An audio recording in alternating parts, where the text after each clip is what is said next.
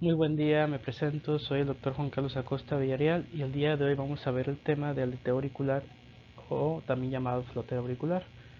Antes de empezar con el tema, quiero hacer la introducción con algo que es importante de saber reconocer. Eh, es frecuente hasta cierto punto que médicos que no están familiarizados con lo que es el tema de cardiología, bueno, lo que es la materia de cardiología, vean este tipo de, digamos, entre comillas, arritmia, y lo que hace es referir inmediatamente al cardiólogo y hace que el paciente vaya ahí pues a sacar cita de cardiología, que se haga un electrocardiograma, que se tome estudios y se le dice al paciente que tiene ahí una arritmia y que tiene que ser revisado. Y esto lo que provoca es que el paciente se asuste, que el paciente se mortifique, vaya ahí pues con la idea de que tiene una patología cardíaca y que a la vez se quede un poco decepcionado, como con la impresión de que el doctor no lo checó bien, cuando el cardiólogo le dice que pues que no tiene nada o que no tiene realmente algo que sea relevante para su salud. Y esto provoca muchas veces que este paciente luego vaya con otro médico que pues resulta ser un charlatán o alguien que le quiere ver la cara o sacarle dinero y le dice, no sabe que sí tiene enfermedad cardiológica, necesita tales medicamentos o X, ¿no? Y el paciente, como tú le dijiste en un principio que tenía una enfermedad cardiológica, pues dice, no, pues este es el bueno, o sea, este es el que sí sabe, porque el primer médico me lo identificó y este médico me lo está confirmando. Y caemos ahí en algo que es peligroso para el paciente porque pues partió de algo que nosotros hicimos, que fue hacerle pensar al paciente que tenía una patología cardíaca, ya te necesitaba atención, o digamos que podía ser algo entre comillas grave, y resulta que no. O sea, esto no es necesario referir al cardiólogo, esto se trata de una arritmia sinusal. ¿En qué consiste esta arritmia sinusal? Bueno, lo que consiste es que hay un incremento en la frecuencia cardíaca que es regular, digamos que es cíclico, y que ocurre al momento en que el paciente inspira. O sea, el paciente mete aire y esto va a provocar que aumente ligeramente la frecuencia cardíaca. Después de esto, el paciente expira y regresa de nuevo la frecuencia cardíaca a su estado habitual, o digamos a lo que es su frecuencia normal. Lo que ocurre ahí es lo que es una influencia vagal. Al momento que el paciente inspira, estimula lo que es el vago, y a la vez el vago pues estimula lo que es el marcapaso normal del corazón, provocando que la frecuencia cardíaca por estímulo vagal aumente ligeramente. Y después vuelve a la normalidad, pero ese, digamos, adelanto en la frecuencia cardíaca hace que muchos piensen que el paciente trae una arritmia y que necesita ser revisado y que necesita y que pues necesita atención, o que es una arritmia de cuidado. Y esto no es así.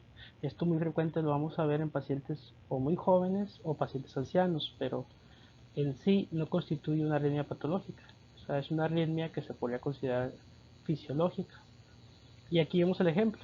Aquí vemos como el intervalo de P a P lo tenemos aquí de 75 latidos por minuto.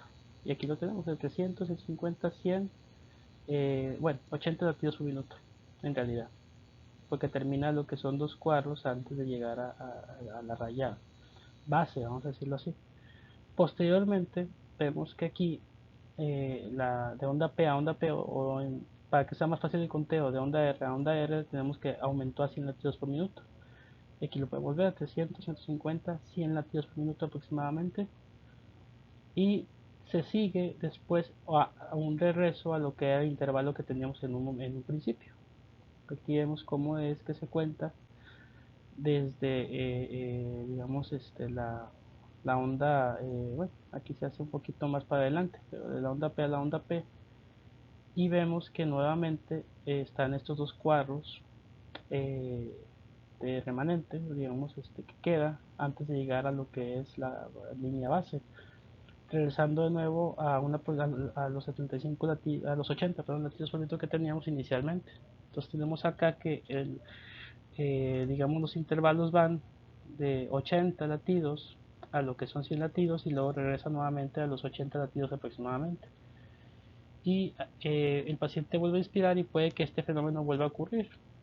Pero si vemos este tipo de fenómeno en el paciente, no tenemos que preocuparnos o no representa realmente una arritmia real. O sea, se trata de una arritmia fisiológica, es una arritmia sinusal, que es otra cosa. Podemos ver que el patrón PQRS no cambia, digamos que no faltan P's, no hay cambios ahí, la amplitud, vamos a decir, de la P o de lo que es la Q, o el complejo QRS. Entonces, cuando vemos todo este tipo de cambios, o sea, más bien, que vemos que no hay cambio más que la pura frecuencia cardíaca, que aumentó ligeramente en lo que es un ciclo, no representa ninguna preocupación, porque el paciente no tiene ninguna arritmia patológica, es una arritmia no patológica, una arritmia que se puede considerar fisiológica, que a esa arritmia le llamamos arritmia sinusal, y es algo que es normal en algunos pacientes y no requiere más exploración, ni más estudios, ni nada, o sea, es algo que no tiene relevancia clínica al menos.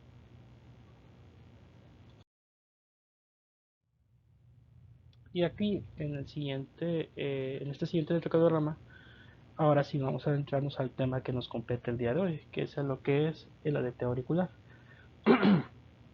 Aquí lo que podemos ver es que en este electrocardiograma podemos ver estas ondas P que están en forma de lo que se describe como dientes de sierra. Y también tenemos intervalos RR que llegan a ser regulares. O sea, podemos ver que en, aquí 300, 150, 100 latidos y luego aquí vuelve otra vez las ondas R hasta regulares, 700, 150. Eh,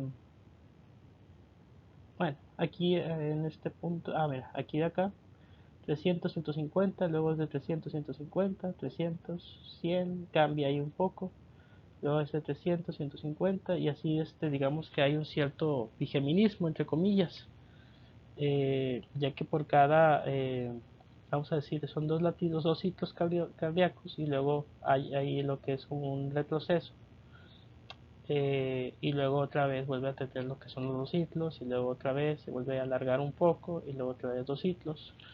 Entonces cada dos ciclos digamos que hay intervalo que está cambiante, pero si lo vemos en las otras derivaciones podemos ver que se forman estos dientes de sierra. Aquí es muy ligero, aquí en estas derivaciones de V se nota muy muy poco, pero lo que sí podemos ver es que no hay una onda P clara al menos, o sea, no hay una onda P que podemos decir así, ah, no, bueno, es una onda P que está claramente presente, o sea, no es el caso acá. Y ya en estas derivaciones que están en D2, D3 y demás, o acá en ABF, podemos ver ya muy claramente las ondas en forma de sierra, bueno, en forma de dientes de sierra, perdón. Y a esas son las que se llama ondas F, que hayamos visto en una presentación anterior. Pero estas lo que representan no es la fibrilación auricular, sino un aleteo auricular o flote auricular, que no es lo mismo. Muchas veces se llega a pensar que es lo mismo, pero no es así. Este es diferente a la fibrilación auricular. Este es ya propiamente un flote auricular o aleteo auricular, que ahorita vamos a ver cuáles son los cambios con respecto a la fibrilación auricular. Entonces tenemos que el flote auricular consiste en un cambio en la frecuencia cardíaca que va a una frecuencia aproximada de 250 a 350 latidos por minuto. Tenemos lo que son ondas F, que si llegan a verse regulares, que son estas ondas que están como en forma de dientes de sierra. Y pues como comenta aquí la imagen, pues podemos ahí con frecuencia observarlas. Igualmente pudiera ser que el punto de ondas R llegue a ser regular, aunque en algunas presentaciones del flote auricular sí puede llegar a ser variable, pero digamos que lo más común es que sí haya intervalos RR regulares, a pesar digamos, de la existencia de flutter o de la arritmia auricular, eh, que, eh, bueno, que consiste en lo que es esto del aleteo auricular, pero las ondas R sí pueden llevar o tener cierta regularidad. Aquí lo importante son las ondas P que no llegan a observar, bueno, o la onda P que no llega a observarse realmente. O sea, lo que se observa más bien son esta serie como de ondas P irregulares, que en realidad son ondas F. Y la respuesta ventricular, que es lo que les comentaba acá, existe cierto bigeminismo porque son dos latidos por una latido, digamos, ausente, por decirlo de alguna manera, o que se, digamos, prolonga. Entonces tenemos lo que son dos latidos normales y un latido que está prolongado o que está ausente. Y así es como digamos, está la, el ciclo. Digamos que es así la forma en que se va la frecuencia de los ciclos cardíacos y de cómo van los latidos, que son dos latidos que son eh, regulares y luego uno que es irregular. Entonces, esta es la respuesta ventricular que vamos a encontrar en lo que es un flote auricular o aleteo auricular, de la forma que también se conoce. El flote auricular se asocia con mucha frecuencia a lo que son enfermedades pulmonares crónicas. Pues un ejemplo puede ser lo que es el EPOC, la enfermedad pulmonar obstructiva crónica, aunque también puede estar asociado a ciertas presentaciones de asma.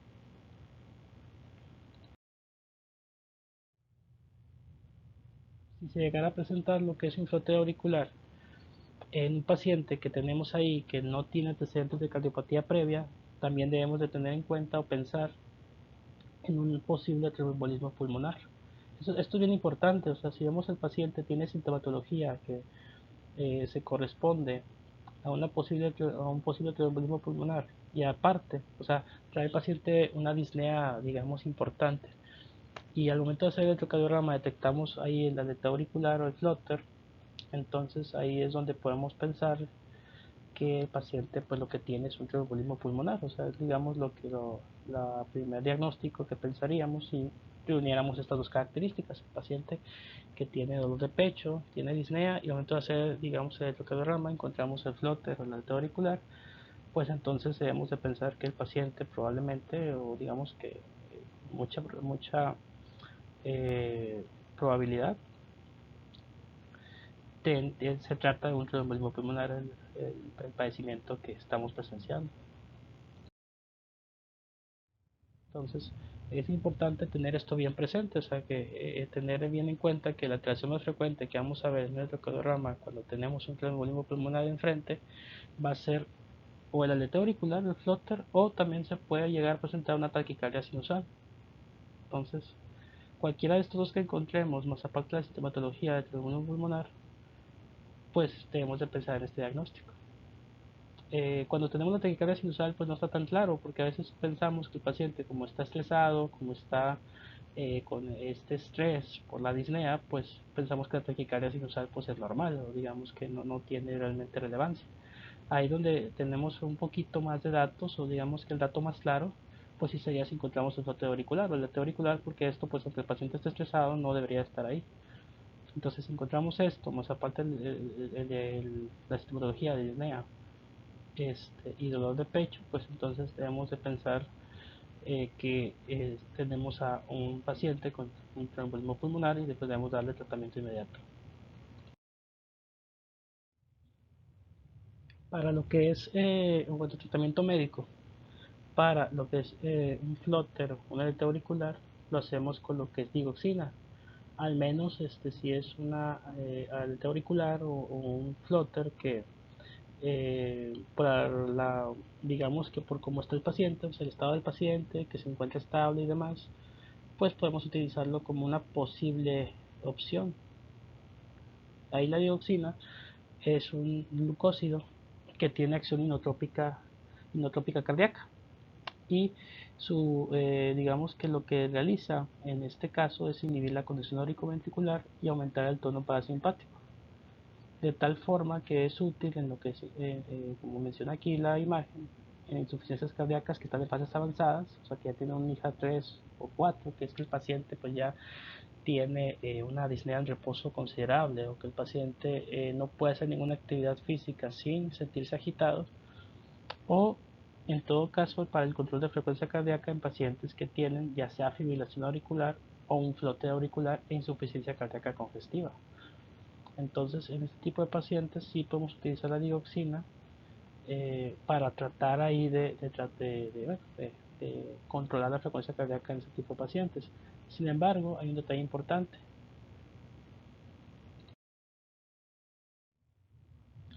Lo que vamos a ver aquí es, yo creo, lo más importante de toda la presentación. Y esto debe de quedarnos bien claro porque digamos que va a ser la pauta que vamos a tratar al paciente, digamos que va a ser la conducta más correcta. Y es este concepto, el floteo auricular o la auricular comúnmente vamos a encontrarlo resistente a los antiarrítmicos. Esto incluye tanto la dioxina que acabamos de mencionar como cualquier otro tratamiento antiarrítmico que utilicemos que sea médico. Y es algo muy común que no lo vamos a poder controlar con este tipo de medicamentos. Entonces, ¿qué es lo que hacemos? Pues lo que hacemos es hacer una cardioversión eléctrica sincronizada. Los desfibriladores tienen la función de cardiovertir. O sea, en vez de soltar lo que es la descarga para desfibrilar, tenemos la función que es para cardiovertir. Y también tenemos la opción de que sea una cardioversión eléctrica sincronizada. En algunos DEA que son automáticos, podemos hacer esta cardioversión de forma automática. O sea, podemos ahí que automáticamente la cardioversión se sincronice con lo que es el latido cardíaco y de esa manera al momento en que siente el latido cardíaco se produce lo que es la cardioversión. Esos son los que son los automáticos. Hay unos que no tienen esta función. O sea, hay unos que sí son, eh, eh, digamos que lo tienes que realizar de forma sincronizada, pero tú tienes que coordinarte con lo que es el latido cardíaco del paciente. Entonces, cuando es así, tenemos que tener ahí un monitor, la frecuencia cardíaca, para cardiovertir al momento en que tenemos el latido cardíaco presente. Esto sí llega a ser ahí un poco, entre comillas, complicado, pero ya que se tiene práctica, digamos que ya no es tan complicado como se escucha, pero una gran cantidad de desfibriladores tienen la función de poder hacer esta cardioversión de forma automática y sincronizada. Entonces, ONS nos indica, o sea, el mismo aparato que es el semiautomático. Es el semiautomático, en lo que es el aparato, el desfibrilador, te indica cuándo tienes que hacer la cardioversión. O sea, te pone un mensaje que te indica bueno, te indica que debes de hacer la cardioversión en ese momento. Entonces es el semiautomático, o sea, igual no lo hace de forma automática, pero sí te indica en qué momento la debes de hacer para poder sincronizarte con el latido cardíaco del paciente. Entonces es la forma en que se realiza la cardioversión y de esta manera se regulariza lo que es el ritmo del corazón. O sea, volvemos a tenerlo en la frecuencia cardíaca normal y el ritmo igualmente pues sinusal. Y para prevenirlo se puede hacer con lo que es una ablación que se realiza con catéter en lo que es el istmo cabotricuspideo. Entonces es la manera en que lo hacemos. Y bueno, es lo que tenemos ahí acerca del aleteo auricular, el flote auricular. Yo creo que con esto terminamos. Simplemente era hacer la aclaración de, sobre todo, de que el flote auricular el aleteo lo vamos a tratar por medio de cardioversión eléctrica, en la mayoría de los casos. Y que esta cardioversión eléctrica debe ser sincronizada. Digamos que es de lo más importante, saber identificarlo, saber cómo es que se observa. Ya con esto terminamos el tema. Les había comentado que es un tema muy cortito, pero no por eso deja de ser importante. O sea, sí es bastante importante que sepamos identificar lo que es tanto la arritmia sinusal como lo que es el aleteo auricular y saber pues cómo es el tratamiento, porque pues ya es diferente el de la fibrilación auricular o de otro tipo de padecimientos que puedan parecer similares pero no lo son. Entonces bueno, pues nada más para que tengamos este diagnóstico bien presente, al menos como diferencial de la fibrilación auricular, y sepamos qué hacer al momento en que lo tengamos enfrente. Entonces, evitemos ahí las referencias equivocadas, o sea, evitar ahí hacer el oso, digamos, que ahí hacer el ridículo enviando pacientes con arritmia sinusal al cardiólogo. O sea, pues, hay que evitar en lo posible hacer ese tipo de cosas porque es muy penoso, sobre todo pues para ti, o sea, como médico, que el cardiólogo te haga la amonestación o te haga la observación ahí de que, oiga doctor, o sea, esto es una arritmia sinusal, o sea, vuélvase otra vez a estudiar o regrese a los libros porque le falta leer. Pues es algo penoso, entonces hay que evitar esta situación, pues estudiando, sabiendo o reconociendo la arritmia sinusal, y evitar así referencias, digamos, pues sí, pacientes más referidos por padecimientos que no es necesario hacer la referencia. Entonces, nada más quedar con eso. Deseo un muy buen día y con eso terminamos. Hasta luego.